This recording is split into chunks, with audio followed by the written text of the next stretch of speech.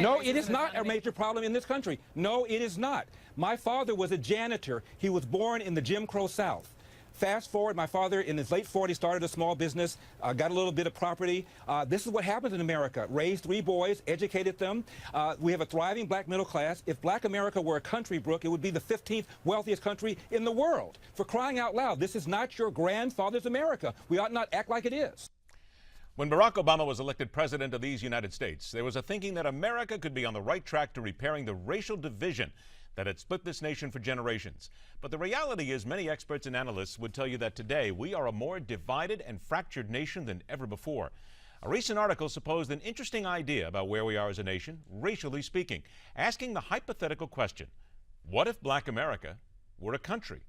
Welcome to Midpoint, a former White House fellow and naval officer who's now a columnist for The Atlantic and the author of the article in question, Theodore Johnson. Also welcome political commentator and syndicated radio talker on the right side with Armstrong Williams, of course, Armstrong Williams. Gentlemen, thank you so much for joining us today. Thanks for having me. Ted, let me start out with you, first of all, on the article itself, because we just let off with a soundbite here from Larry Elder, where he said if black America were a country, it would be the 15th wealthiest country in the world. He didn't quite get that number correct, did he? No, he didn't. And the reality is he took basically the purchasing power of black America and tried to make that a GDP figure, which just the translation isn't one-to-one. It's not easy to make. So the PolitiFact website took the figure to task and found that the real number is about 23,000. That would place us at about 46th in the world instead of 15th. That said, it's still a substantial, pretty good position for black America to have. Why is that missed so often? And in your opinion, then, why has black America not been able to take advantage of what basically is an economic power? Oh, so I push back on that a little bit and think that in instances, black America has been able to take advantage of it. Normally, when there is an issue that confronts black America that needs our voice, boycotting is one of the first things that's done, and that's because the economic power of the black community is substantial enough to where a boycott would be effective. Black America stance on apartheid in South Africa was met with boycotting those companies that were in South Africa, and basically black America decided not to buy those products until those companies divested, and it proved to be effective. Certainly didn't tip the tables there, but it was a pretty capable tool in the tool belt. Armstrong, let me get to you then. Is there an economic power here that black America has failed to use properly?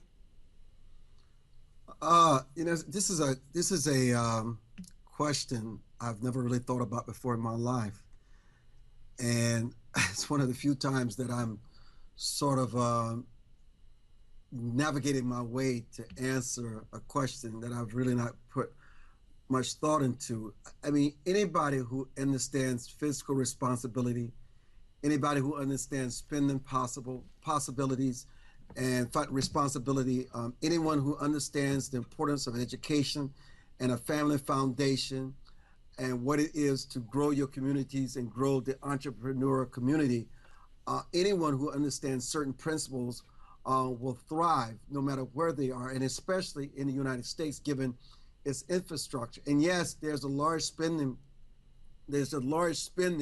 power in that particular community known as the American Black community in this country, when you can think of the fact that it only comprises of about 12% of this population. But there's something else that you have to consider too when you think about that, and that is, and I did a story on this before, about 80%, and the number may be even higher, and so I'm being generous, 80% of American Black households bank account is less than $100. And that has to do with the fact that so many young people and teenagers are having babies out of wedlock, and it's become so generational that they can barely make ends meet. And the fact is, responsible entrepreneurs and people who are accountable, who understand fiscal responsibility, they are largely responsible for much of this wealth that you speak of. And you're talking about maybe 10% of the entire American Black population responsible for 80% of the wealth. Okay, I want you to hold that thought right here because you bring up a good point. We're going to talk about that on the other side of the break. We'll continue this after a short timeout.